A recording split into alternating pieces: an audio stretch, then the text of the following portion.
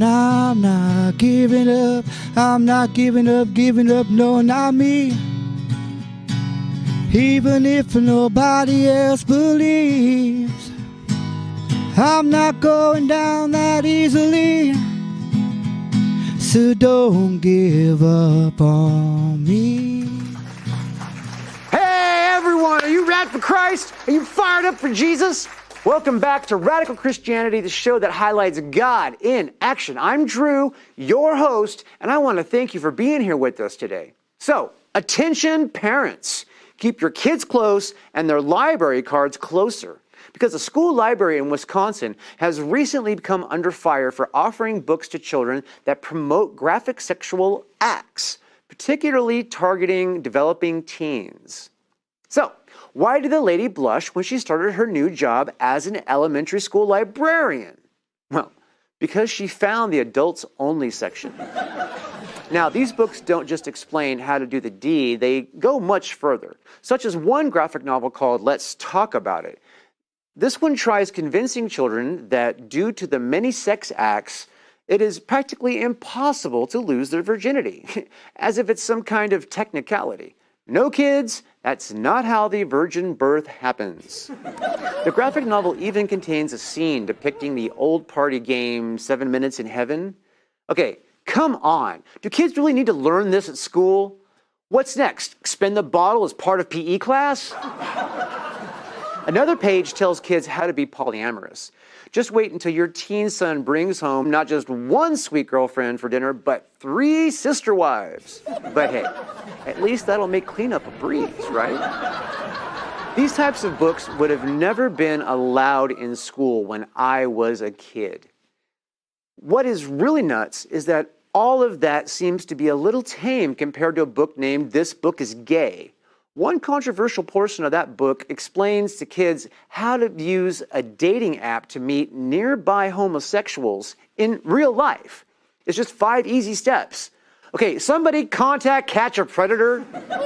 This book goes even further by discussing things found only in an adult toy store. You know, the type of establishment that requires patrons to be at least 18 years old to enter. The book also goes into graphic details that are way too obscene for us to talk about on this show. Okay, someone please tell the librarian that 50 Shades of Grey does not belong next to the coloring books.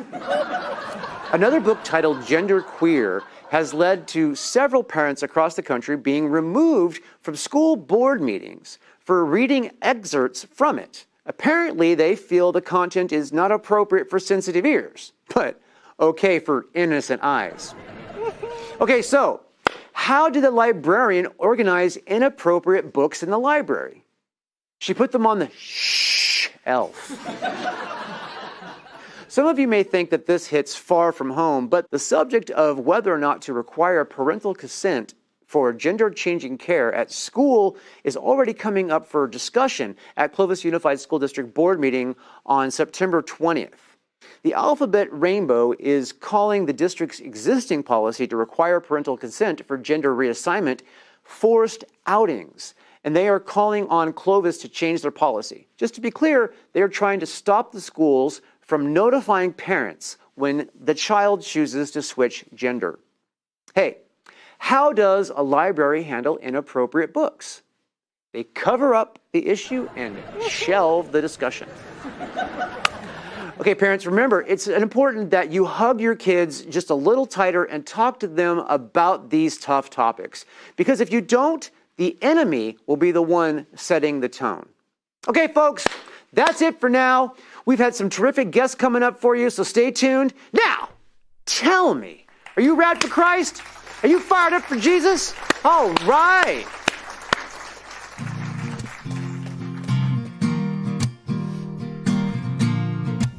Ladies and gentlemen, I'm excited for this guest. He comes highly recommended, and I'm really interested to hear all about him. So let's have a huge, warm round of applause for Pastor Tim McDonald. Thank you, Tim. Please, come have a seat. Thank you. All right. So my good friend Bill told me Yes. about you. He says that you're a really impressive, great pastor. He's very gracious, very kind. So the way we do things here, we start with the testimony, and we talk about how that leads into your ministry. Sure, yeah. So if you could just share with the audience and with me how you met Jesus. Yeah, I'd love to. So my dad was stationed at Pearl Harbor, Hawaii. So we were living on base there, and we, as far back as I can remember, we've been going to church. And so at that time, I was probably in the third grade, and it was summertime. And my mom enrolled us my sister and I, into VBS, Vacation Bible School. So that summer, we're like, okay, we went down the hill to some lady's house at the base, and she had a VBS going, and a bunch of us kids from the neighborhood. And it had all the good things VBS had, the snacks, the Kool-Aid, the cookies, and games, and the arts and crafts. But it came sometime during the week, they did a presentation of the gospel. And back then, if some of you can remember, they used the flannel board. Yes, I remember the flannel boards. The flannel boards. And so we're in the living room of this house, and one of the ladies, part of the VBS, she had the flannel board, and she had the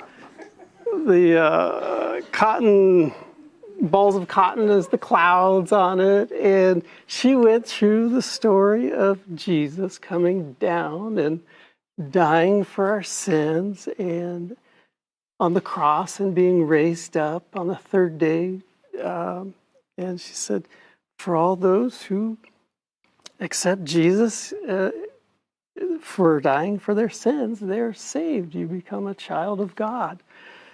And I was processing that because I remember all the bad things I'd done by my sister. so I'm like, yes, I guess I am a sinner. And she asked who would like to accept Jesus into their heart. And so I raised my hand, and she looked at me and she said, Timmy, I thought you already were a Christian. And I'm like, I've been going to church for a few years. I mean, not a lot, but it just never, the big picture never came together for me. Mm-hmm. And when I heard that, I'm like, no. So she took me into the kitchen, and we went through like a sinner's prayer, and I prayed that with her. And by the grace of God and a childlike faith, that summer, probably third or fourth grade, the Lord got a hold of my heart and saved me.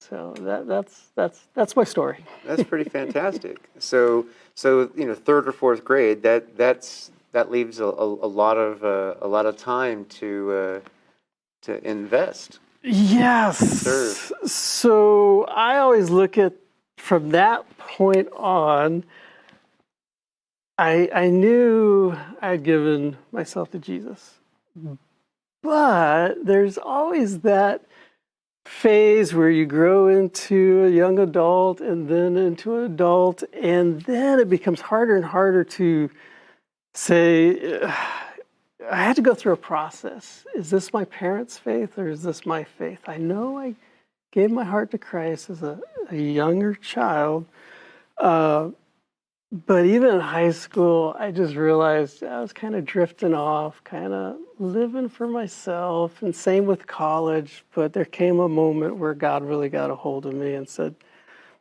hey, is this your faith?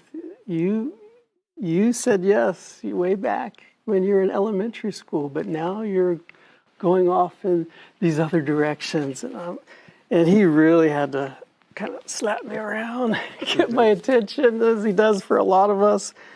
And then I said, I have to make this my faith. It's all or nothing. And it came to a point, I said, yes, God. It was in college, and got in a little trouble in college, and,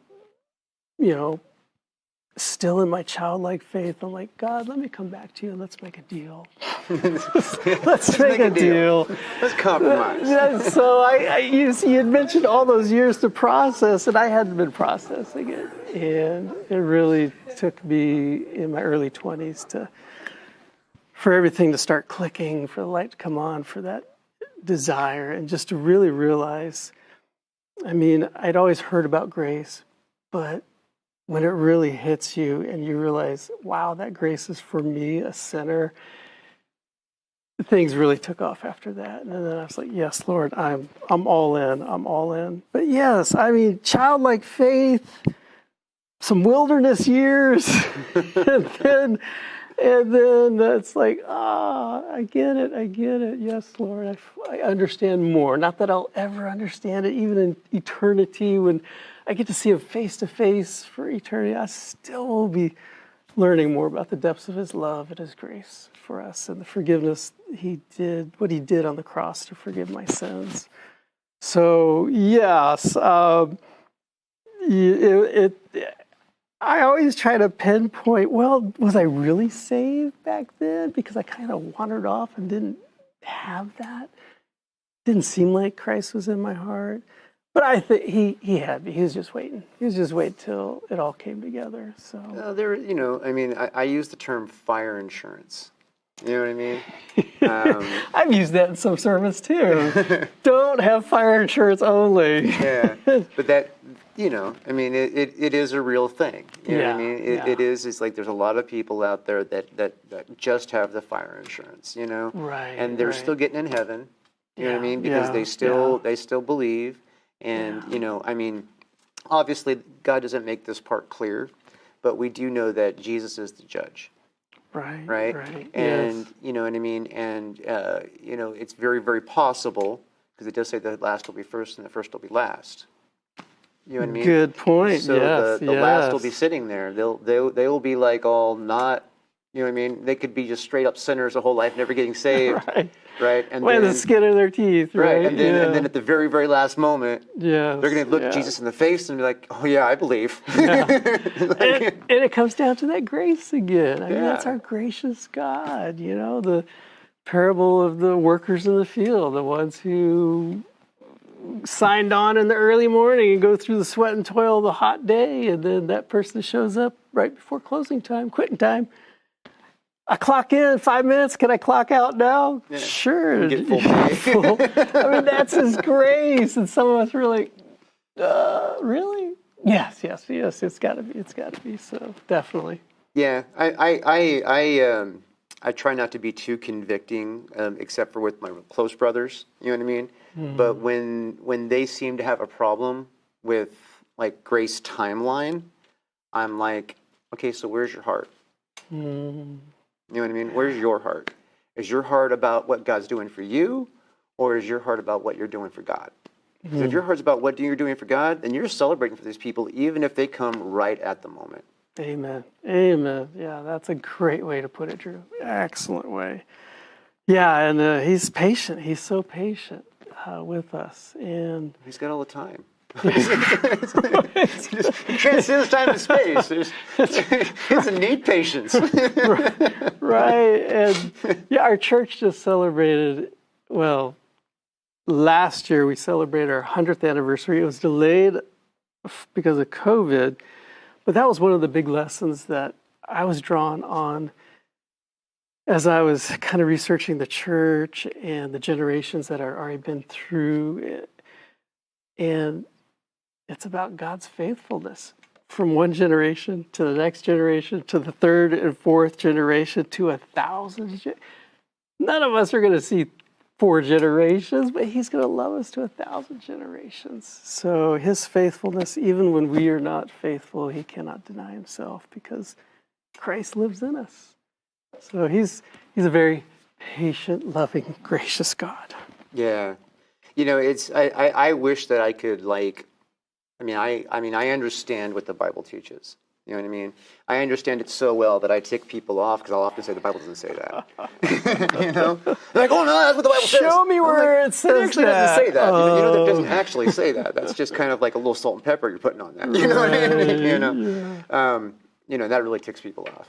Which I might get a small little kick out of. Yeah, they're like, well, maybe you should just read it for once. Yeah, it's just study. It's like there's interpretation, and then there's more than interpretation. I don't know what the term would be for adding on to what actually is there, but eisegesis, yeah. Saying what you wanted to say, yeah, or and that kind of goes both ways. I know that there's a lot of points in the Bible that God intentionally has vague. Right, or things the mystery for us and things He reveals to us. Right, and I mean, and I don't know if it's left that way because for some people see it. Their life application is like this is I need it to be this way for my life, and then other people no, I need that slack. Yeah. So that, you know what I mean? Yeah.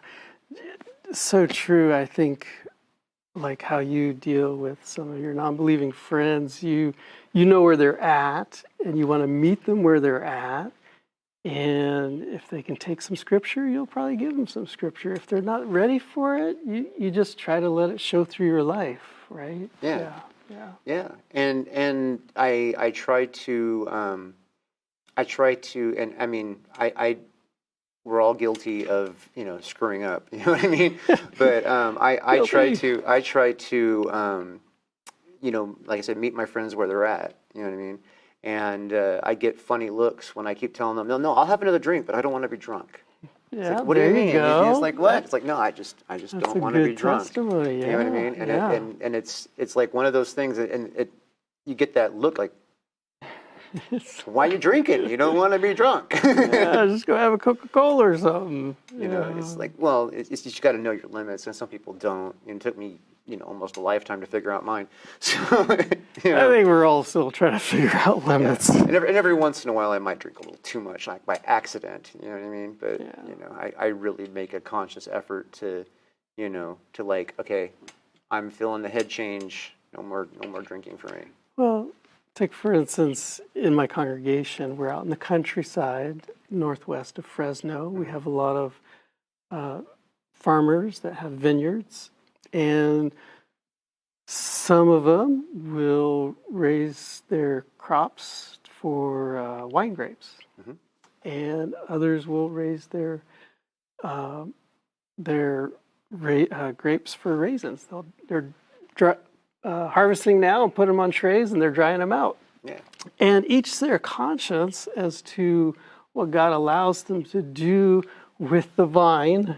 And, so I'm sure I'm not the only church that does this, but for communion, what do we have? We have wine and grape juice. So, and I always forget, did we put wine on the inside or the outside? So I have this mnemonic, and I go, wine is on the outside. Wine, W-O, wine O. Oh wait, that's probably not a good mnemonic device. But we put the wine on the outside of the communion holder. So yeah, I think my church gets those little pre-packaged samples and just open the top, and those are convenient. We did those during COVID. It's got the wafer in there that tastes horrible. Yeah, it's like styrofoam. Except for those older men with the cleat weaver hands, the big hands. They're just like their wife's grabbing. I'll get that for you, honey. Right. I remember when I was a kid, though. Then it was actually like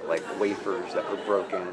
You know what I mean? And then we actually had the whether it was grape juice or wine, it was all poured in the actual cup, and that seemed more traditional. Yeah. And then I think the most traditional communion I actually had was at a men's retreat when I was probably like in my early 20s. And we actually broke bread and actually drank real wine all out the same cup. The chalice. We still have the chalice in the communion cabinet in our church, but we don't use the chalice. Well, that's for small groups. Right. Yeah. You don't do that with like a couple hundred people. It's it's kind of weird. It might take a while. It was backwashed. Pass the cup. Don't spill it. I'm always so fearful of tripping and dropping the whole everything. That's one of my nightmares. I'm like, dear God, please don't let me drop the communion wine. Oh yeah, that would be an unsettling moment. Yeah, but there'd be grace for that too, right? Yeah, well, God's not going to mind. Maybe the church might. They'd be like, oh. Yeah, I love grace, and I love the fact that that we have to respond to it when we're aware of it. And it's really fun when you're dealing with somebody who is not showing grace to their brother. Yeah. Because then you can be like, you don't have to be all with them, but you can easily just kind of lovingly say, perhaps showing this person a little bit of grace, since God shows you so much grace. Right. Isn't it interesting, Drew, that we Christians can even sometimes show non-Christians more grace than our own brothers and sisters, holding them, of course, to a higher standard, but sometimes we forget. We forget the grace that we received and we don't. That, and I would say that to our own brothers as well, and then there's some people out there that I have to have a deep breath and patience with, right? Because they're so ready to just accuse everybody, and they want to use the Bible as a cudgel, you know what I mean? Yeah. And they just want to be all like, oh, but this is wrong because of this and that. I'm like, seriously. But it's what you're talking about doesn't sound like it has the love of Jesus in it. Right. What is the motive? I mean, this last Sunday school class that I was teaching the men's group, we're in James chapter 4, and, why are you murdering each other? I mean, strong language of the interactions within brothers and sisters in the church of, you do not have, so you murder. And where's that coming from? It's just all that.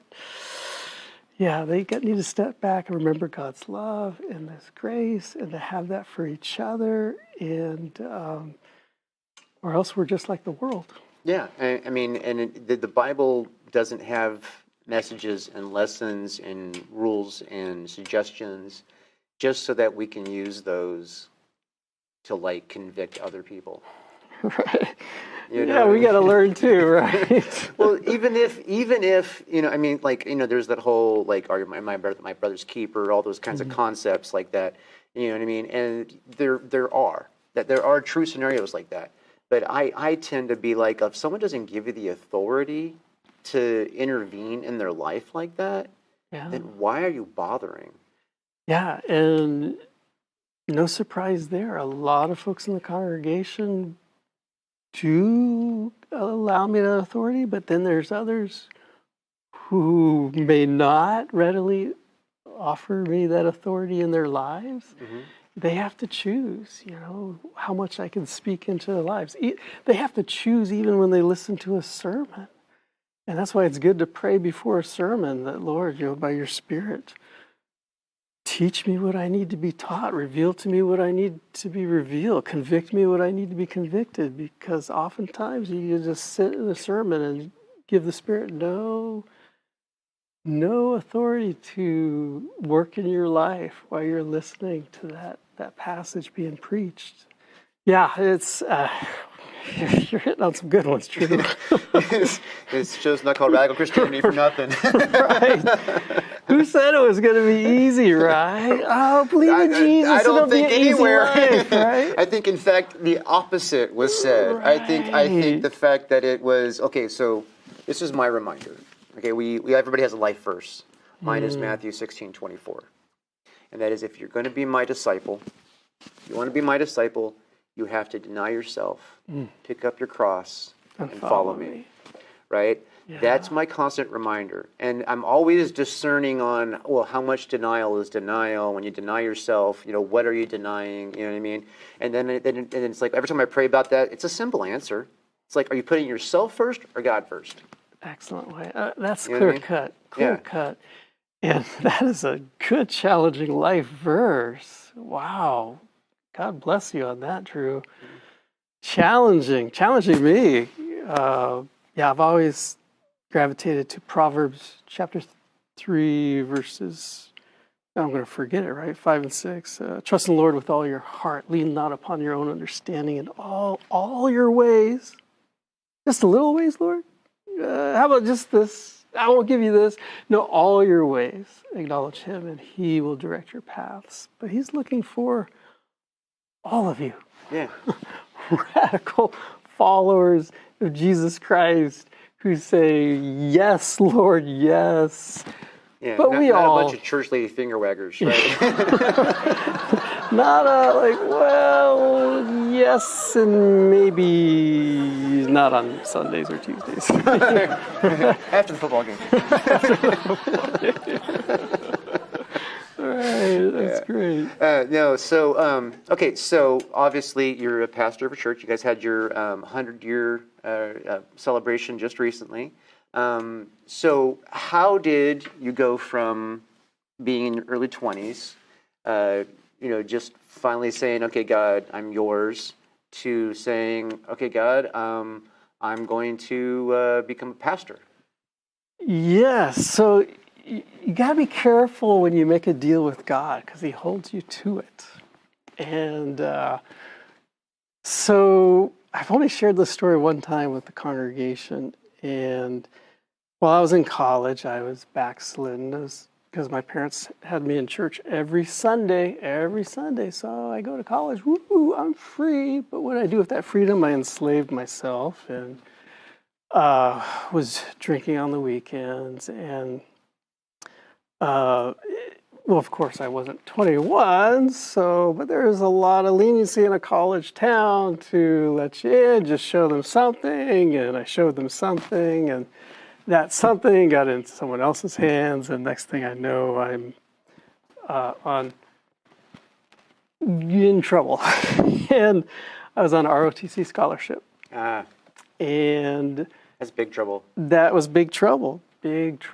So I was looking at losing my scholarship and having to repay the military with enlistment if the convening board of officers at the ROTC unit at this college didn't show me grace. But so I got on my knees and I said, dear Lord, we gotta, I'm coming to you now because I'm in great need here. And there's 3 investigations going on over this use of this ID card. And so I'm like, well, I guess I'll be leaving college after university kicks me out, after ROTC kicks me out, and the college also had a Corps Cadets, and the Corps Cadets kicks me out. I'm like, Lord, you have humbled me. I am on the floor just begging you to make something,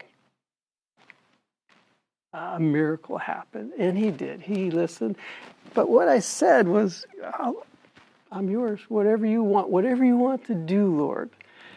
And that's the one he kind of that's the one he wants. That's the one he wanted. And he will position you to say that. It's like, okay, Lord, I am just humbled before you. Whatever you say, I am yours. And then he'd be like, okay, guess what I got for you? I thank you for that covenant promise there. You made that when you were a kid, but now I think you understand it. But I didn't understand it. Even then, it was still childlike faith coming back to him in time of need instead of just rejoicing in my salvation and relationship with Jesus Christ. But he answered my prayer. So by one deciding vote, they let me keep my scholarship, and the other 2 institutions went off of them. So I was only on triple probation till graduation. Only. So I served my 4 years in the Marine Corps. During that time, God started working on my heart. Said, "You remember what you said?" And by then, I had taken off. I was on fire. I'm like, yes, Lord, what do you want? Well, I want you out, and I want you to go get some Bible teaching, and we'll go from there. And I thought that from there was going to be coming back into the military as a chaplain. So, but God had other plans for me. I didn't go back in as a chaplain. For a few years, I was a director at a Christian Servicemen Center overseas on the island of Guam, and I was ministering to sailors and airmen. They had a Navy base on the south side of Guam, and they had an Air Force base on the north side. So it was there that I think God really started saying, okay, now the next step is pastor. I'm like, what? No. I'm an introvert, Lord. I was avoiding Drew's phone calls so I wouldn't come. And that's God's sense of humor, though. He said, no. So it took him years to keep nudging me where he wanted me, and it has just been a joy. The 17 years I've had at Biola Congregational Church, and a wonderful congregation. I've grown with them, and they've been gracious with a pastor who had no experience per se, letting me grow with them all these years. But it took God a while to get me kicking and screaming and just... Yeah, it's funny when you try to tell God no. He's all like, "You think, huh?" Yeah, right. We'll see. Yeah. I've tried it. It doesn't work. So you think you could outwheel and deal with me there, Tim? No, we'll see about this. Once again, he's patient too. Patient. Yeah, and you tell God, I'm in full tilt. Sometimes He'll take you to those very limits, and it's like it says that God will never give us more than we can handle. You know what I mean? Yeah. But at the same time, it's like that could be a lot. Yes, for the martyrs, it was everything. Mm-hmm. It was, and I've often wondered about that verse, Drew, because there's that verse in 2 Corinthians chapter 1 where Paul is saying our circumstances made us despair because it was beyond the point they could endure. I mean, God still kept them, but it brought Paul and his companions to a point where, can't do this, God. And then it pops up in that chapter on comfort. God says, I've got you. I've got you. Yeah.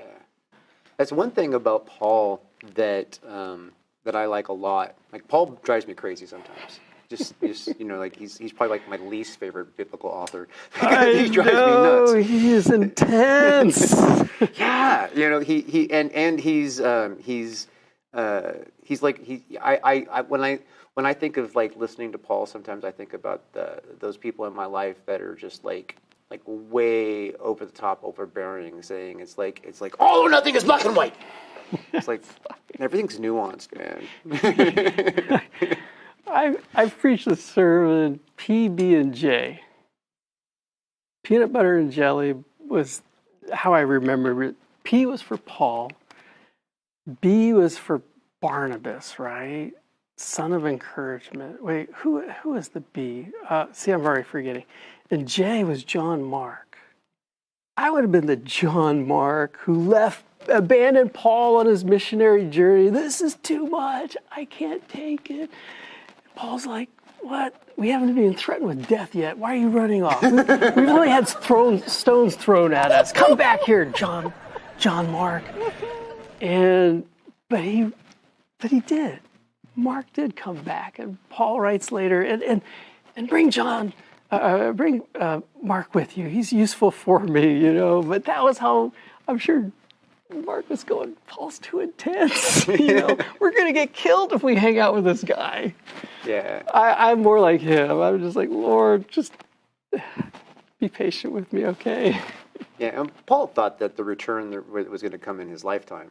Yeah. He thought it was. In his mind, it's like, I'm going to see it, and he didn't. Yeah, and we probably should have the same focus, but I think we're like, well, it's been 2,000 years. And... When I was a kid, I had that focus. Then I kind of outgrew that, and I'm like, you know what? Whatever, God.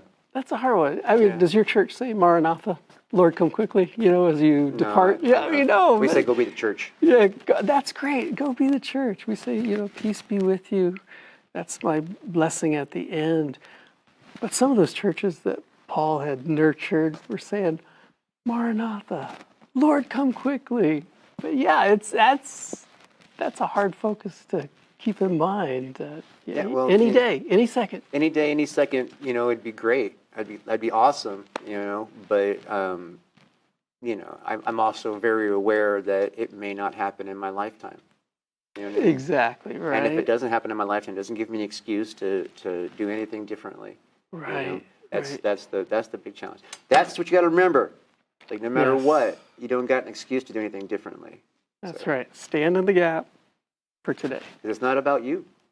What's the one? They knew the time of their generation, or they knew what the generation was about. I forget where that is in the Old Testament. They knew what they were to do. And David also said he did what he was supposed to do in his generation. So there may be more generations to come, but we got to do what we need to do now. We could do this all day, but we only have so much time for the interview.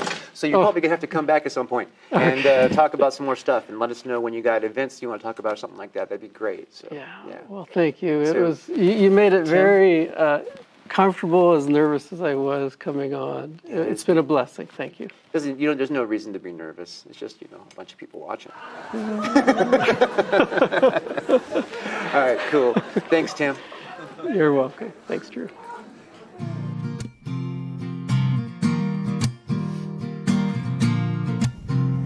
Housekeeping time.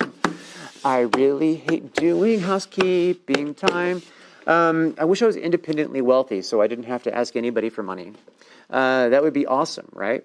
Anyway, so this is the part of the show where I point out that Radical Christianity operates on wonderful people like you who send us money to help us keep the show sustained. We operate on donations here.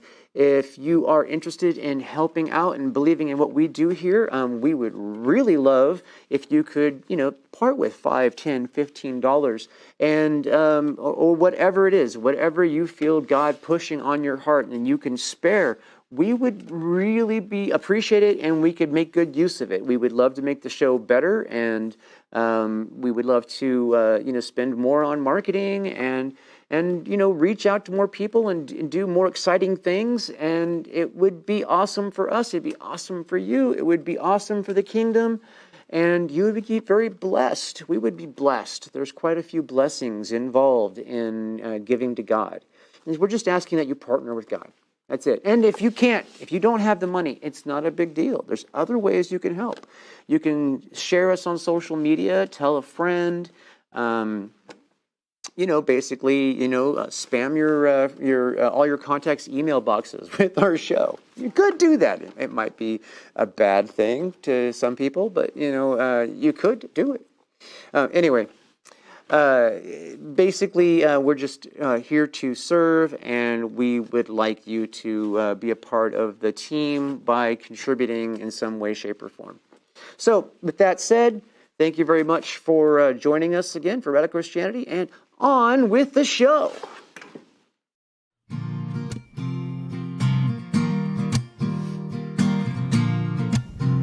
Ladies and gentlemen, this is an interesting time. We've never done this before. This lady was just a guest on our last episode, and by God's will, she is going to sit down and extend that interview. So let's have a warm, huge welcome for Terrie Purgason. It's great to have you back. So what's new? Exactly, right? Yes. So for the audience, for their information, we were going to have a women in ministry panel today, and by bad luck, the will of God, whatever is the reasoning behind it, we had a few cancellations, and we ended up with another interview with Terrie, who is awesome enough to not cancel. No, I honestly believe that there is a purpose. This conversation is going to lead somewhere. It's going to be a little bit more casual since we know each other and we've gotten over the traditional stuff. And I'm sure God's going to move something. Well, then we'll just trust in that. Yeah. Let me tell you a story. Tell me a story. Okay, so last Wednesday, I was in Walmart, and this really big black lady came up to me, and she's all, "Are you Drew?" Like that. Yeah. Like, and I'm immediately. Startle you. Yeah, I was totally startled, and she said that her son, her 14-year-old son, was watching the show, and ended up accepting Jesus Christ. Praise the Lord. Yeah. That is awesome. Yeah. So that is why we're here, right? I mean, that's the thing. So. And so, Lord, we ask that you direct him to a church in which he can be fully equipped. Yeah. Well, she says she's been trying to drag in the church for a very long time. There you go. And I don't know which episode, because I didn't ask, which episode he was watching, because I'm not assuming sure she was watching it with him or anything. You know what I mean? But she said that he was, trying to avoid the gangs. You know what I mean? Oh yeah. And he loves basketball and video games. Okay. And we're not going to say his name because we don't do that without permission. Nope. But he was, he's 14, and apparently, she says he's a good boy. So Well, then we'll just trust her word, and we'll also trust the Lord that he's going to take him on the journey that he's designed for. Right. So, how was your week? How was my week? My week was a good week. Mm-hmm. It was a busy week. Somebody asked me last night at a Cinder Valley House of Prayer leadership training meeting if I was very, very, very busy right now. And at this season of my life, I told them it's sort of like walking on the ocean on the wet sand, and the waves come up and get your feet, but you're not way out in the deep. So I'm kind of in that phase of my life where I'm involved, very involved, but I'm not way out in the deep. Right. So I choose what I want to do. Yeah, you can always run away from the waves if you want to. Absolutely. That's a good place to be. Yeah. Yeah, I tend to be a little bit swamped right now. I can imagine. I'm just treading water. Yeah. But there's always these challenges. It's funny because I was praying about this whole women's panel thing that we wanted to do for a while. Planned it. I mean, literally a month in advance, and someone getting sick, someone having, having to actually move, the situation. It's like, That was crazy. Yeah, it's just like all at the last minute, just, poof, Yeah. poof. But, again, that's God's will, God's plan. Yeah. It's God has a purpose. Someone's going to get something out of this. So, let's dive deep into some subject like, okay, so the education thing that you guys do, right? Now you educate both men and women pastors, right? Yes. Okay. Uh-huh. So, how is that going? Because Jody didn't talk about that a whole lot when she was here. So, Well, we have right now, it's a 501c3 of its own, and it's called the Seal of Fire School of Ministry. Mm-hmm. And we are focusing our training and our equipping on the fivefold leadership, the fivefold that Jesus left: the apostle, prophet, evangelist, pastor, and teacher. And so with that, then we have equipped and trained leaders who are leading courses in those areas. And so the course that I'm leading is pastor teacher. Okay. And it's only gone through 3 weeks. It's just 3 weeks, and they are 8-week sessions. And what we do is we take 4 weeks on, take a week off, and 4 weeks on. One of the things I discovered in my training and equipping, it's hard for people to come for 8 to 12 weeks. So it's always good to be 4 weeks, week off, or 2 weeks off, and then 4 weeks and a couple of weeks off. And people just come back refreshed and excited. And so that's the system that we're using. So someone is teaching, and it's Laura Jones is teaching the one on prophetic intercession. And it is a phenomenal class. And Laura is amazing. She is involved in a ministry that is phenomenal. She's on staff well, I don't think she's on staff, but she leads the prayer ministry at her church. But there is now a ministry that is dealing with trauma and helping people come out of trauma. And I think the gentleman that wrote a book is called Hendrickson.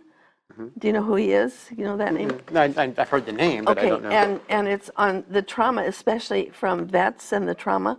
But they're using that on a regular basis, that method, to work with people who are going through different traumatic situations.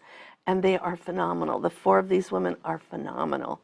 And so anyhow, Laura is teaching that class. Then we have another person, Frankie, who's teaching the worship. And then we have another gal, Sherry, who's working on evangelism. And so those are the courses that we offer right now, classes that we offer right now.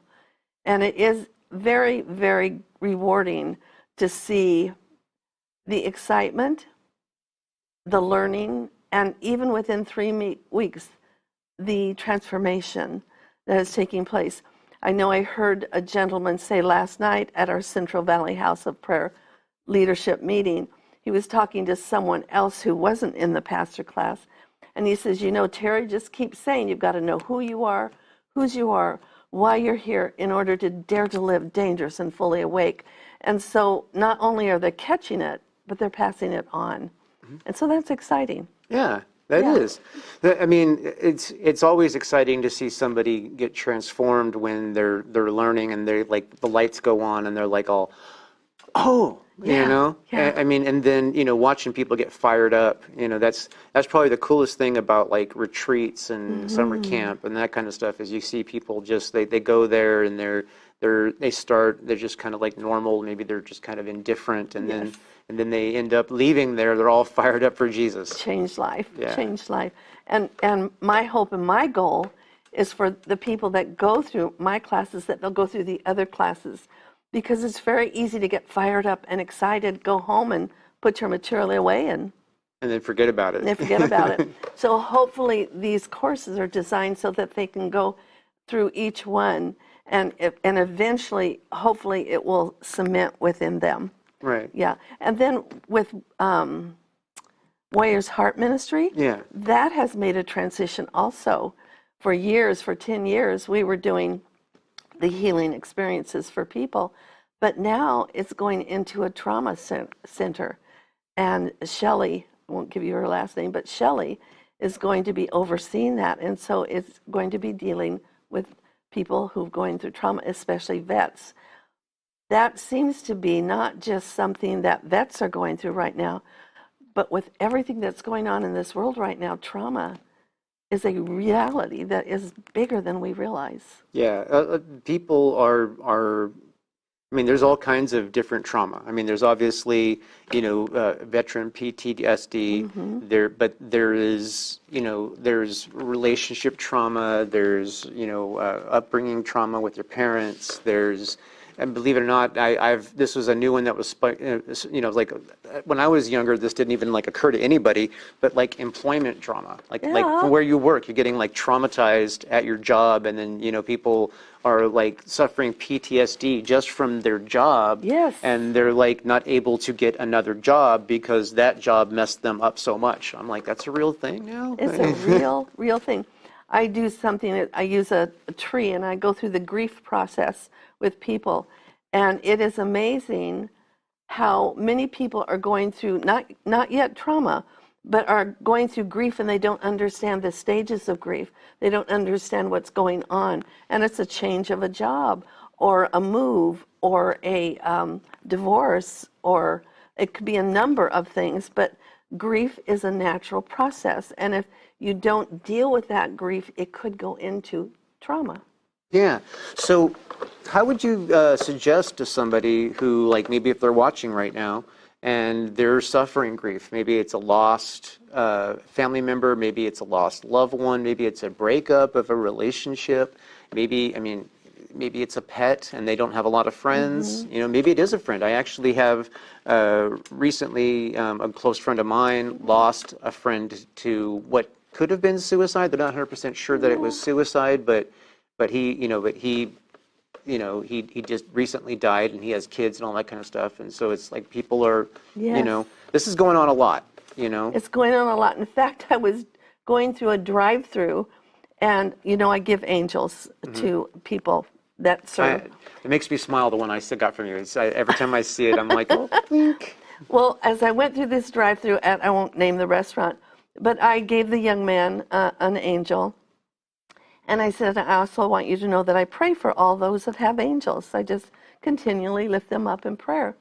And I said, do you have something specific you would like prayer for right now? And his face just dropped. And he said, yes. He said, my best friend just killed himself last night. And so he's going through that grief.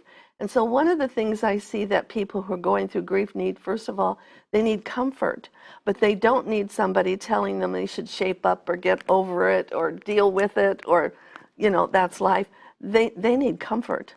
And one of the best ways for us to begin with is prayer, to pray that the Holy Spirit will comfort them as they go through their process, because the next thing is they are really faced with the loss. And when they're faced with the loss, then there's a lot of pain that is set. The grief and the pain, and they don't know what to do with that pain.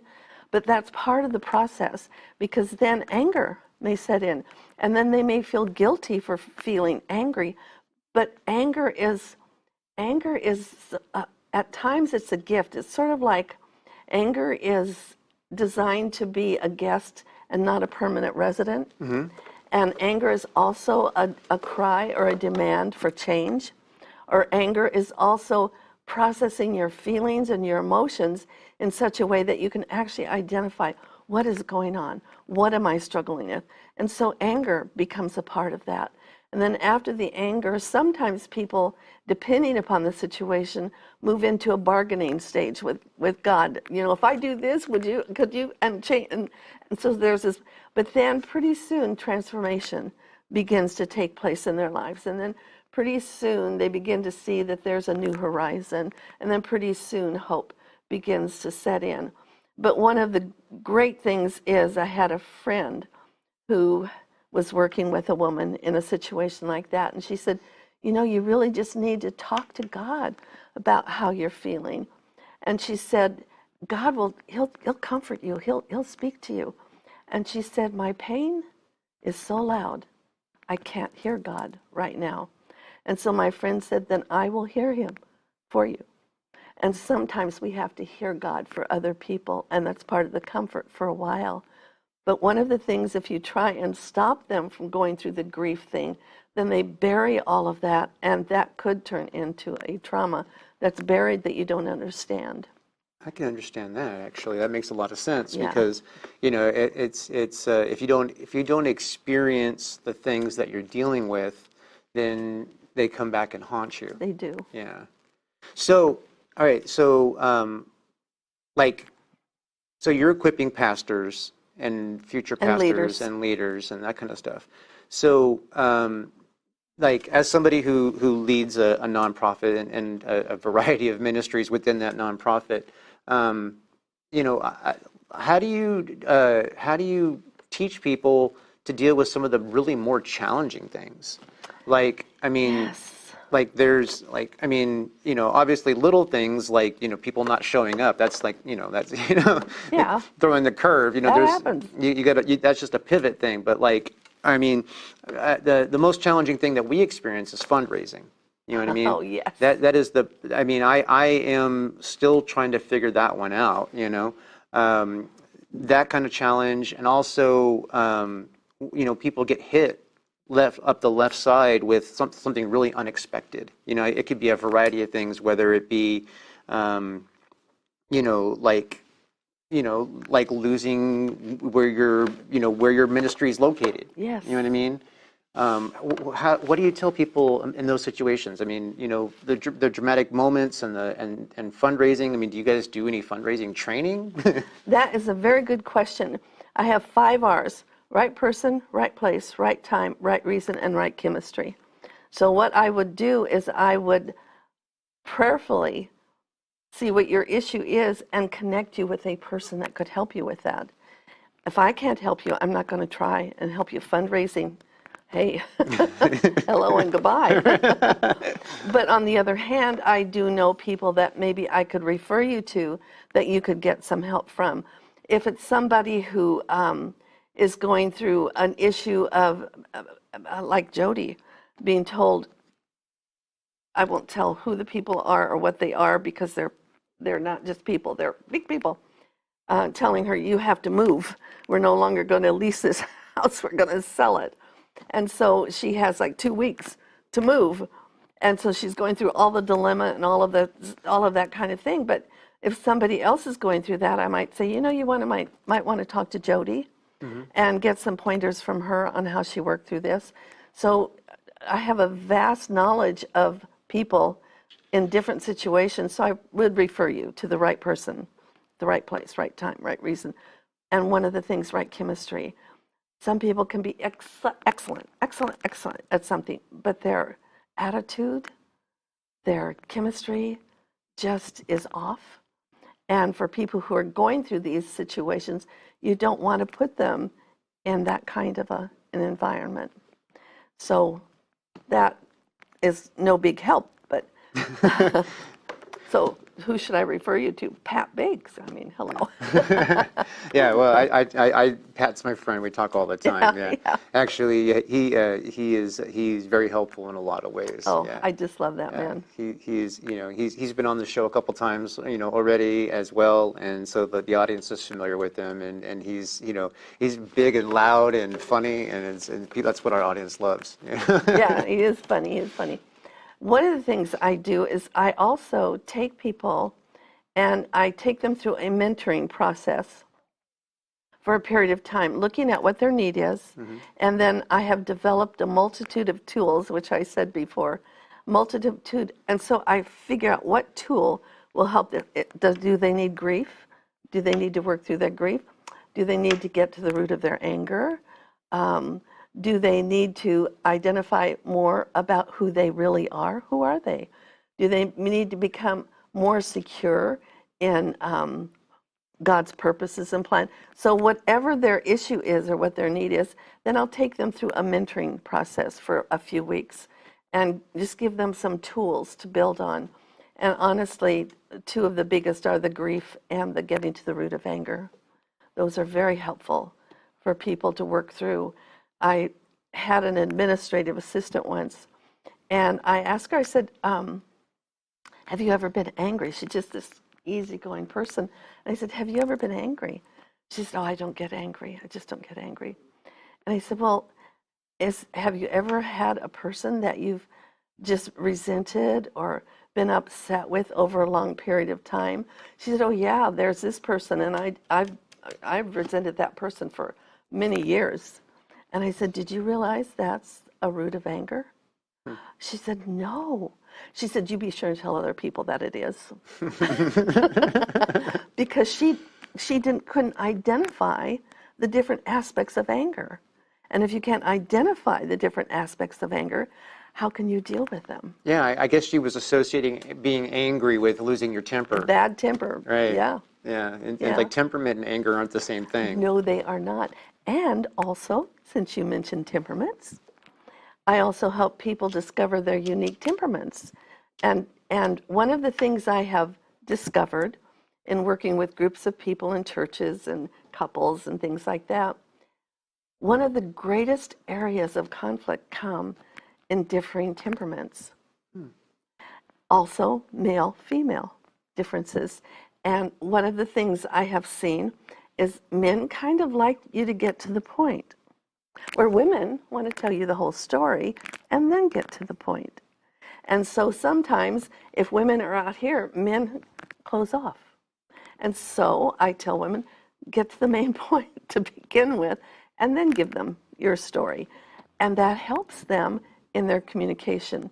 But also understanding that different temperaments, like a driver temperament and an amiable temperament, are very different.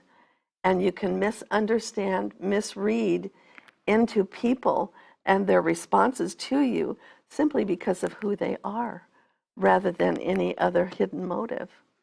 So it's helpful for people to understand their temperaments and then discover the temperaments of others. But that's also true with spiritual gifts.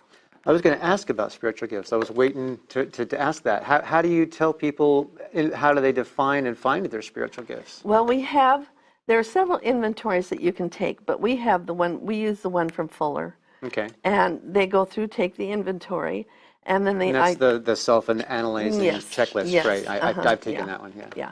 And so then they identify their top gifts.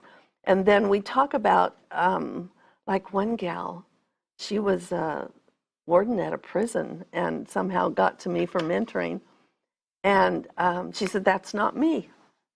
That's not me." And I said, "Well, okay, why don't you ask other people if they see these gifts in you?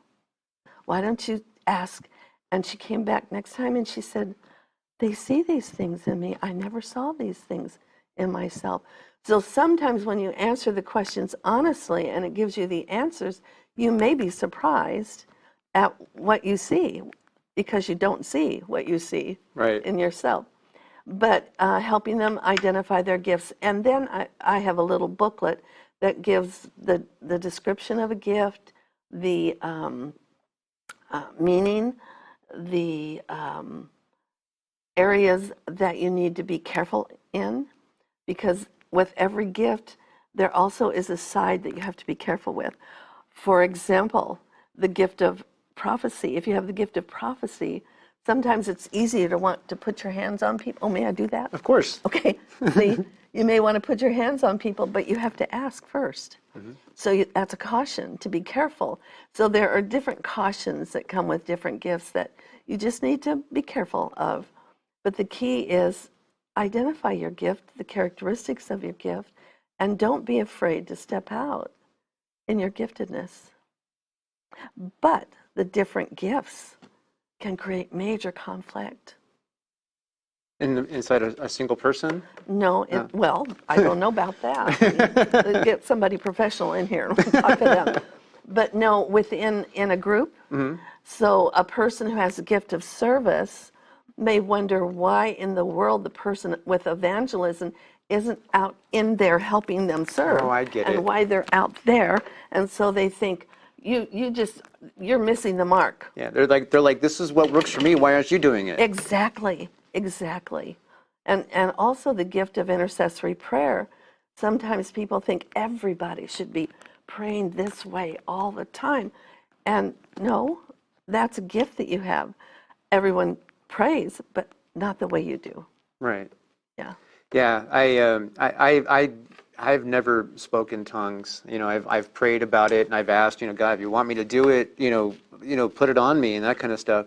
But the people that live next door to me, they're very Pentecostal and they do speak in tongues, and I hear my neighbor praying in tongues, and I mean, it just sounds like chatter to me. You know what I mean? But and it's like I don't look down on it at all. But they once told me, and I was a little offended and put back by it. They once told me that because they're speaking in tongues, they like have this to look at it like they had this big piece of cake, and you're not getting part of the cake because you're not speaking in tongues. And I'm like, but I just don't speak in tongues. Do you even like cake? No, I'm sorry. No, but that's unfortunate, and that's what I'm talking about. That people want to impose their own revelation, knowledge, experience upon other people, and may even hold other people accountable for not being them. Now, an aside, I remember for the first few years that I was married, I couldn't understand why my husband wasn't like me. He should be like me. He should read my mind. He should know. He should know. But when I Don't married couples all do that, though? You should read my mind. Exactly. And then I discovered, wait a minute, you have to tell them. 1 year for Christmas, my husband was kind of a bum. I mean, he was really upset. And I said, "What's wrong? This is Christmas morning." He said, "Because the gifts I got you, I don't know if you will like. And I want you to like what I got you. I want to please you with the gifts that I got you." He said, "You always say, 'I don't care, just whatever.'" And so he said, "What I need for you to do is to tell me what you want." And so the next, I think it was my birthday, he said, "I want you to tell me what you want." So I said, "Okay, there's this little rhinestone at God's Chalks," that dates me, at God's Chalks, and it's right in the front. When you walk in, it's right in the front. It's just a little solitary knife. And I said, "I would love that. And then I'd like a box of See's candy, and this is what I'd like in my See's candy." Okay, birthday comes. He comes in with this little box and this big box. That's a lot of candy. So I said, "Okay." He said, "Well, we'll get to that in a minute." He said, "Your necklace, they moved it." He said, "I had to have them open every cabinet and every drawer to find that necklace." But he said, "I got it. Got it." And he said, "Once I got that," he said, "I forgot what you wanted in your candy box." He said, "So I got you a computer." It's like he had freedom once he knew one thing that I want, and he was going to get it. I mean, he was going to get it because he did tell me. He said, "One thing with husbands, deep down, they want to please their wives. Deep down. They may not even be thinking about that, but deep down, they want to please their wives. And if they see they're not pleasing their wives," he said, "sort of like a wall goes up. I don't know why, I don't know how, but it's sort of like a wall goes up, and then we begin to kind of withdraw." And he said, "But once we know that we're pleasing you, the walls kind of go." Isn't that interesting? I in relationships when I don't understand what's going on, you know what I mean? Because usually it's not like she's mad at me. She's just, she's trying not to be disappointed. It frustrates me. And when you say throw up the wall, it's like that. It's almost like a mental cloud that you can't punch through. Yeah. Yes, and he said you don't even realize you're doing it. You just do it. And he said another thing, if I don't perceive that you respect me, the wall starts going up again. Because if you don't respect me, you can't trust me. And it's important that you respect and trust me. So I discovered there are different ways to communicate with my husband my thoughts and my feelings that respect him and trust him. And there are other ways that don't respect and don't trust. You don't want to go there. So do you do marriage counseling and training? Because you sound like you'd be really good at it. I actually don't do counseling, but I do mentoring and I do coaching. And one of the things that I see is different with mentoring from counseling. Counseling needs to go in the deep and get the trauma and work with those issues. What I say is go get your counseling. Go get a good counselor and work through those issues. I'm going to give you tools to build and move forward. So I give people, and I discover that sometimes giving them the tools to move and build forward, a lot of healing begins to take place in their life because they didn't know those things. So I don't actually counsel, but I mentor. And then I believe that with my giftedness and with the time that I spend with people, I believe the Holy Spirit goes to work and does things I could never dream possible. Yeah, that's beautiful. Terrie, you're such an amazing person. Oh, thank you. I feel so blessed every time you've been on this show. I mean, you were just on, you know what I mean? And I feel like we didn't have enough time then, and then here you are again, and I still feel like we don't have enough time, and we're already out of time. Oh, there you go. But you were such a joy, and thank you. I feel very blessed to have met you and get to know you, and thank you for everything you do for Jesus, and thank you for being my friend. Thank you. I appreciate that. All right. God bless you. God bless you.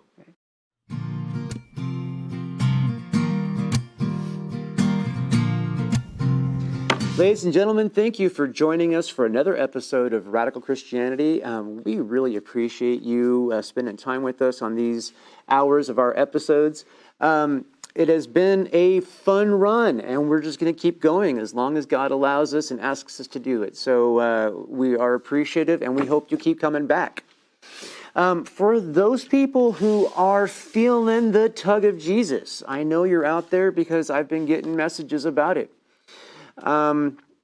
This is really not a threatening thing. If you are going through life and you feel as though something is pulling on you because you heard something on this show, or maybe it's combined to things you've heard throughout other things that you've experienced, and you're wondering, it's like, how do I get this Jesus thing going on in my life? It is so simple. It is like no effort at all. I mean, literally, if you believe that God sent Jesus to die for you and you say with your mouth that he is Lord, you're going to get saved. That's it. I mean, that's really what's required, right? That's Romans 10:9, I believe. I should have it written down in front of me instead of trying to draw from memory because I'm horrible at that. But the truth of the matter is, you just have to talk to Jesus. It doesn't have to be a formal prayer. It doesn't have to be, it's just a simple, casual thing. You just tell him, say, hey, Jesus, I need you. Please come into my life and help me become the person that you've designed me to be. That's really all it's going to take. Just tell Jesus that you want him to be the Lord of your life, right? And boom, just like that, you'll feel Jesus come in. It's because you've been blocking him out that you're going to feel a huge relief once he enters your heart. You might be a little scared at first because you're going to get that sensation you're not familiar with, but literally you will feel the difference and you will be happy about it. I have never known anybody to be unhappy about it. And if you do that, I want to say that's awesome and welcome to the family of God. We are pleased to have you with us. And you can bless us on this show if you prayed while we were talking just now. And while I was saying it, maybe you prayed it. If that's the case, please contact me through radforchrist.com. That's RAD 4Christ.com. There's a form on there that says got saved, right? You just fill that form out. Let me know that you got saved during the show. And then I want to send you a Bible, right? So basically, I'll be able to send you the Word of God so you can have your own Bible in your own hands, and you don't need electricity. You could use light, so it's reading helps with light. But as far as that, the sunlight, there's candles, But you don't need to have the electronical devices. You can get electronical. I said that word for real. And you can basically learn about God, study. You can mark up the Bible. You can do whatever you need to do, and it'd be a blessing for you. It'd be a blessing for us. It's just an overall blessing. And I'll throw in a little gift too. And then if you have a question or a prayer request, no matter who you are, we would also have forms on the website for that. So we have an Ask a Question, we have a prayer request form, and please reach out to us. We are here for you. That's why we do this show. We are here for you. And so just reach out to us. Tell us what you need. If you feel like the internet forms are too difficult to do, you can reach out to us on Facebook or YouTube, or leave a comment on our YouTube video, or just send us direct message on Instagram, or however you feel like you can get through to us. We will be happy to see what we can do to help serve you and serve the kingdom. And this is the most important part, and that is Jesus Christ loves you, and so do I. So thank you again for watching Radical Christianity. We will see you next week. And I'm not giving up, I'm not giving up, no, not me. Even if nobody else believes, I'm not going down that easily. So don't give up on me. It's a mystery.